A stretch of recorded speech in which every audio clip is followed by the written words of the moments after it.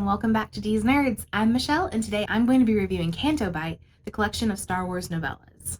So Canto Bight is a collection of novellas that is 4 stories. And Canto Bight, if you don't remember, is the place where Rose and Finn go trying to find someone to help them in The Last Jedi. So this book, it was a book that was part of the Journey to The Last Jedi kind of mini-series in those books, because this one is supposed to give you some background on what Canto Bight is and what kind of people live there and what sort of things happen when they're not, in the midst of another movie. And there are 4 stories in the book. The book is only, at least the hardcover version, is 295 pages. So they are short. They're all less than 100 pages, and they seem to clock in at around 75 a piece average, but some of them were a little longer and others a little shorter. So we've got 4 stories. We've got one called Rules of the Game by Saladin Ahmed. We have Hear Nothing, See Nothing, Say Nothing by Rae Carson. We have The Wine of Dreams by Mira Grant. And we have The Ride by John Jackson Miller. So they are 4 stories that are all taking place at the same time in the same world.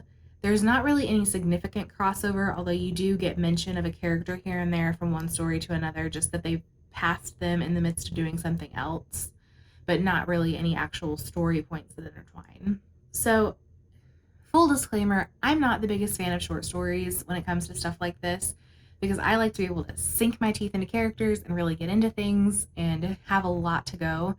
And so for me, the problem with collections like this is that I always want more of whatever it is. The stories are like a good starting point for me, but I always wanted the whole thing, not just this little piece.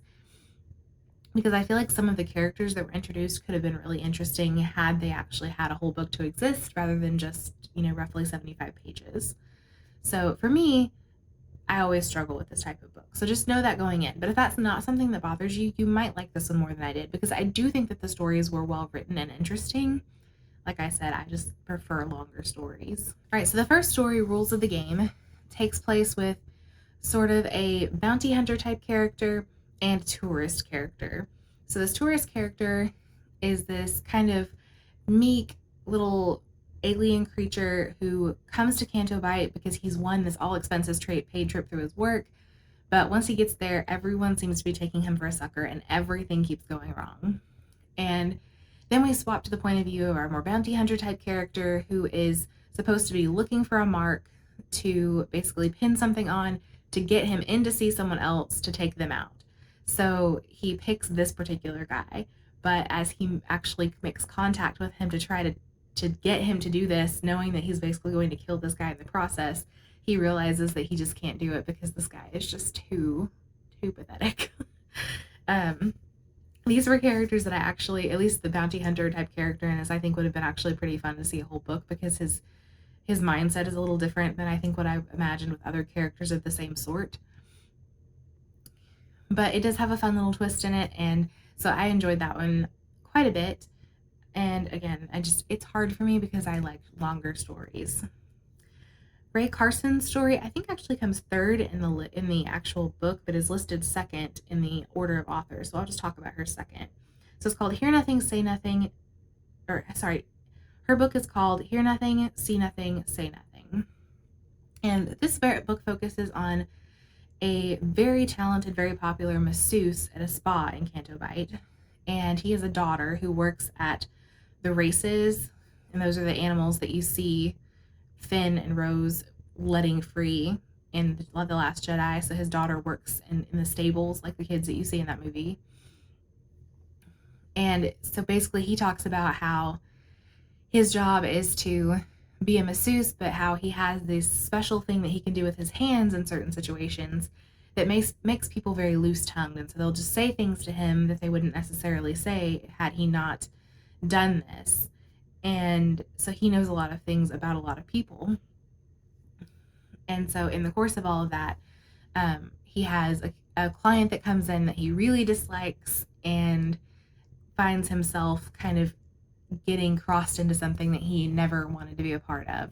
And so he finds himself having to use the things that he knows and his skills as a masseuse to try to figure out how to get himself out of this mess and how to get his daughter out of a mess. So that one was pretty good.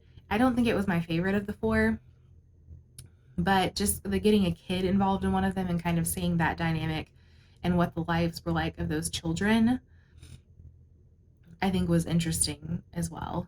And I think there was also one other funny bit is that the masseuse is this non-human race, and his daughter is a human girl who was abandoned, who he adopted. And so they make jokes a lot about how, how do you not know that he's my father? Don't we look alike? So it's pretty cute, but having the kid in there kind of gives a little lightness to that one. Next up is the story that actually comes second. So I don't know why they put them out of order on the cover, but anyway, this one is The Wine in Dreams. So this one was a really good one in that you kind of just don't know what's going on for a very long time.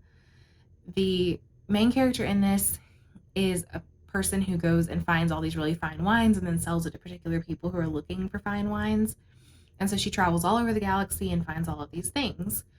And she's arrived in Canto Bight to meet with a particular client, and she's trying to do it very publicly for a particular reason. And so she meets in this very popular club with this person, while the person who's the club owner also has an interest in the wares of the person she's meeting with, and that causes some friction between all parties involved. The person who they're meeting with, or people rather, are these identical twin sisters who are supposedly from a completely different galaxy. They say they've come from somewhere else, and that the wine that they have is extremely special, and everyone who's ever tried it says it's the wine of their dreams, that it's just amazing and incomparable to anything else.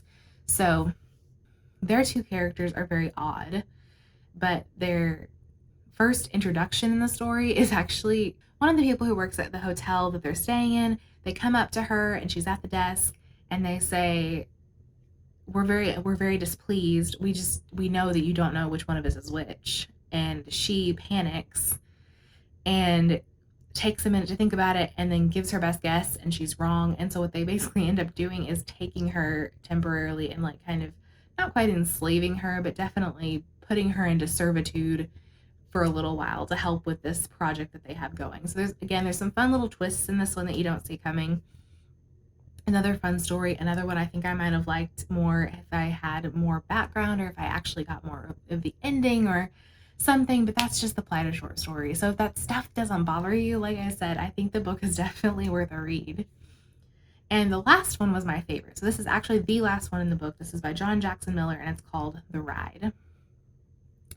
And this one is about a guy who is a professional gambler.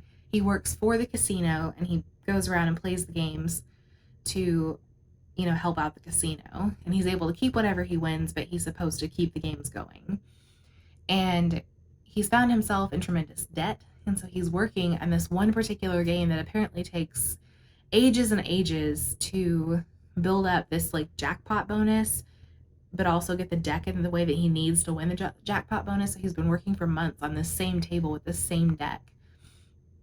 So it seems to me like some very, expanded different type of blackjack game is the way it's kind of explained.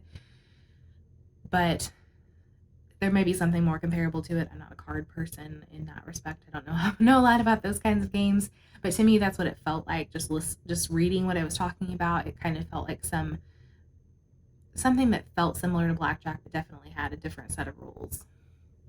So he's working on this and is counting on winning this jackpot finally after all this time. And then these three brothers show up who are all identical and completely flub all his plans completely by accident.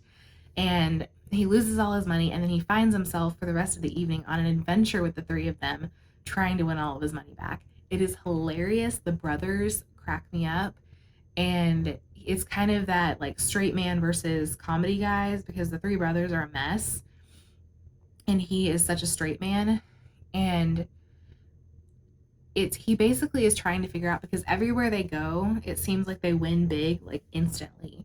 And so he's basically following them around trying to figure out what it is that they're doing that makes them win all the time. But then they do have random moments of loss. And so he's trying to correlate, okay, what's causing the loss? What's causing the wins? It's really fun. I really enjoyed this one. And I actually think of all the stories, this was the one I was most satisfied with, as far as it having like a beginning and middle and end and feeling like it was enough. So I super liked this one a lot.